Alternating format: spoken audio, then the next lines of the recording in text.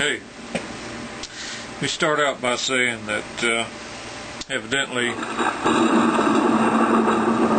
YouTube is not going to allow me to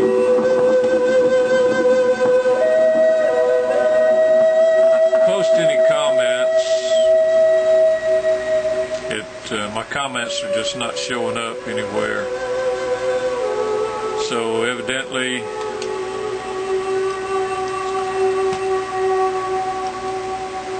I'm on my way out of YouTube for the moment. God willing, something will happen.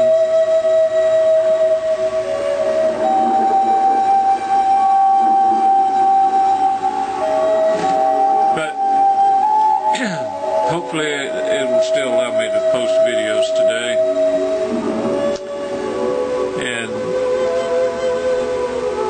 the subject that seems to be going around right now is hell real? The traditional hell. The hell where people are either going to burn in a fire for eternity in torment or just be dropped off into a fire, which is just as pagan and just as ridiculous.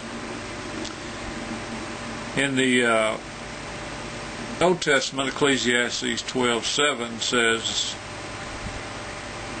"And the dust returns to the ground it came from, and the spirit returns to God who gave it." The spirit is the breath, to blow from the mouth or to blow from the nostrils, to breathe. That returns to God. The body returns to the dust. Jesus asked the question, who are you going to fear? Someone who can just kill the body or kill the soul and the body in Gehenna?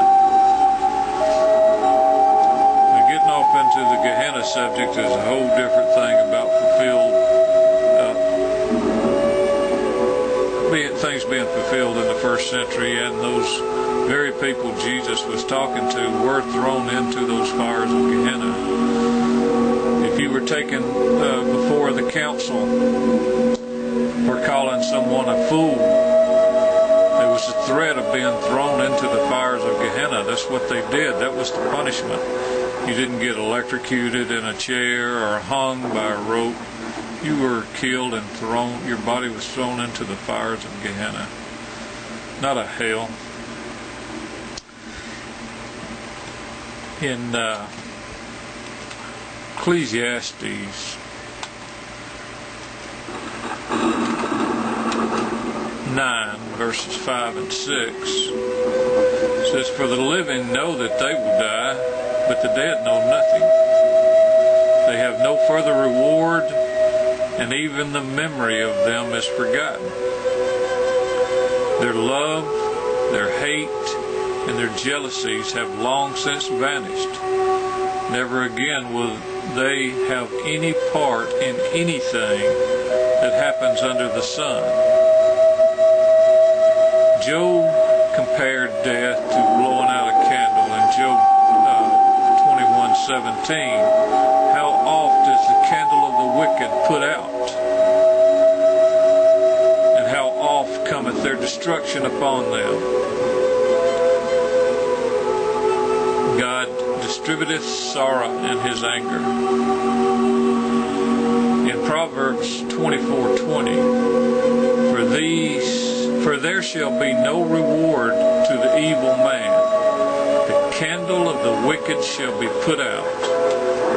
In Psalms 1:6, For the Lord knoweth the way of the righteous, but the way of the ungodly shall perish. The soul that sinneth, it shall die. So here's my question to those who believe in hell. Where in Scripture is there any part of man that lives on after death unless he is given immortality for believing?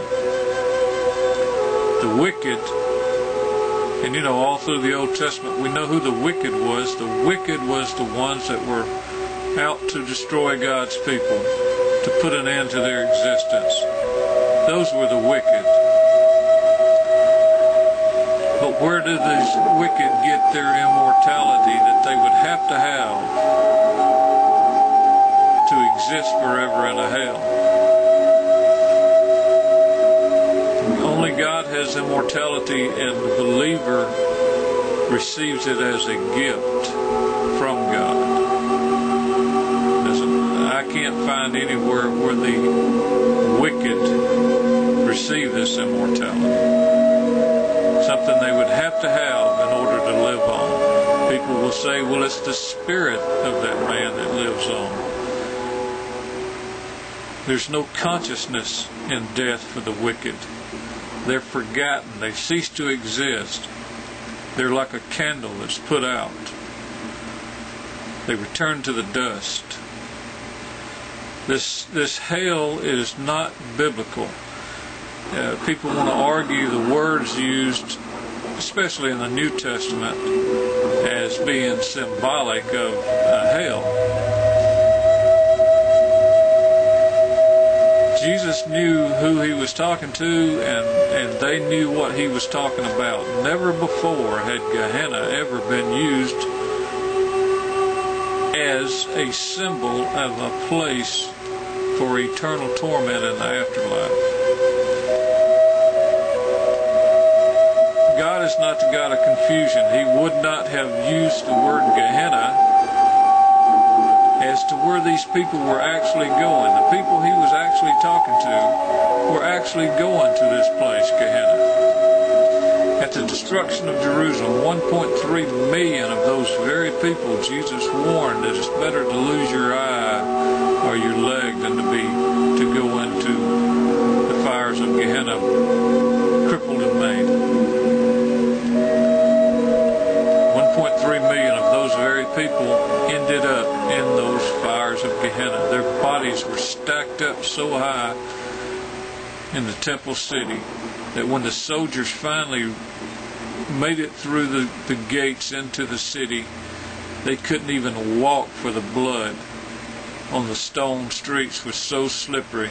The bodies were piled so high they were stumbling over dead bodies. This caused pestilence. It was brought on by the famines that were going on during the rebellion of the Jewish wars. These things happen. People want to read Revelations as if it's future.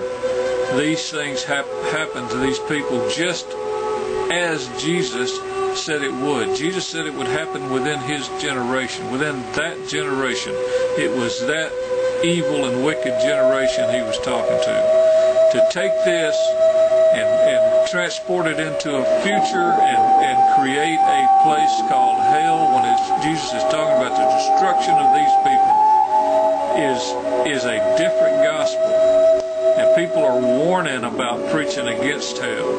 I warn you about bringing it up and saying that it's real and believing it in your heart. Timothy 4:10. Timothy 4:9, 10, and 11. Read those verses and then go out and preach your gospel of hell. I'm not giving you a warning like these people do, like they're almighty and all that. I'm just saying be real. Understand what the scriptures are saying. Don't be lost in traditions.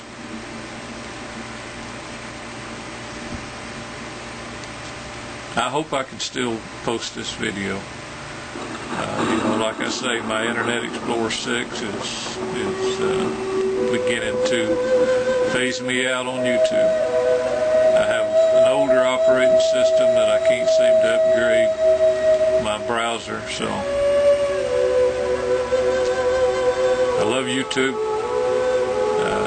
I love all these people. I'm not trying to be enemies of these people that believe these things. I'm just trying to show them the truth that I see. And if I'm wrong, maybe what I bring can be clarified and showed me